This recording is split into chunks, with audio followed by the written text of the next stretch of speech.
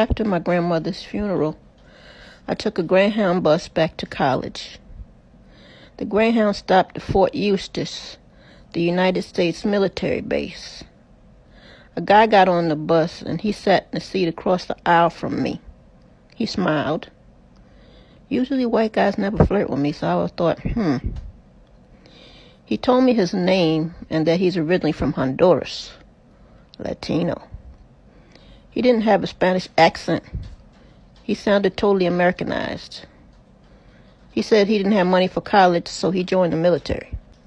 Back when I was in high school, I learned my flirtation skills from the black GIs at Fort Dix. If a GI looked at me wide-eyed, he was interested. I saw a cute GI at the Fort Dix mini-mart once. He was dark-skinned. I said hi. He told me he was from Little Rock, Arkansas. I told him he sounded like he was from Little Rock, Arkansas. How old are you? He asked me. Guess, I said. He looked me over. 18, he said. No, I just turned 16. Another GI I met at Fort Dix was light-skinned. He asked me for change of $1. I looked in my purse. I didn't have it.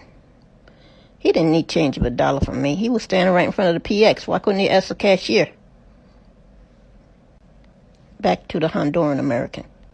The Honduran American soldier told me he was getting deployed out the country, but for the day, he was going to do some sightseeing at Colonial Williamsburg.